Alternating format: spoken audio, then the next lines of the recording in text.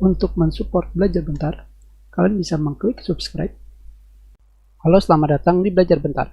Sekarang kita akan belajar bagaimana cara mengupdate aplikasi antivirus AVG. Tentu yang pertama kali kita pelajari adalah cara mengupdate melalui online. Sekarang kita buka aplikasi AVG antivirus.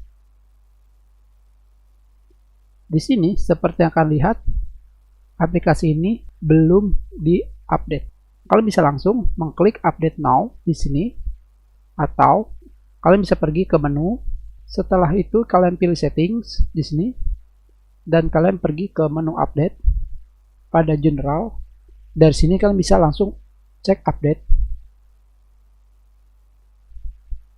Maka secara otomatis aplikasi antivirus kalian akan diupdate. Yang pertama adalah update untuk virus definition atau definisi dari virus, bisa dibilang database-nya. Pada bagian bawah di sini kalian bisa mengupdate aplikasi dari AVG. Hanya seperti itu saja. Tentunya kalian juga bisa mendownload update antivirus AVG secara offline. Caranya adalah kita buka browser. Di sini pada mesin pencari kita ketikkan AVG offline update. Dari sini kalian pilih AVG antivirus free file instalasi AVG. Di sini kalian bisa memilih pada bagian perbarui. Di sini terdapat keterangan aplikasi AVG akan diperbarui secara otomatis. Jika pembaruan gagal, silakan coba lagi dari aplikasi Anda. Jika harus diperbarui secara manual, gunakan file berikut.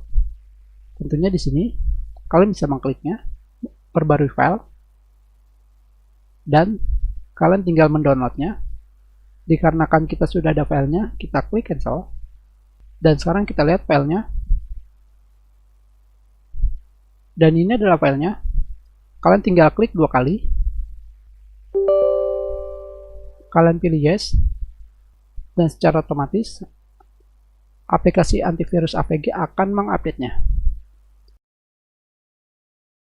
Tentunya dikarenakan tadi kita sudah mengupdate-nya secara online, maka kita langsung mendapatkan pemberitahuan bahwa kita sudah mengupdate-nya. Tentunya di sini kalian harus merestart komputer kalian.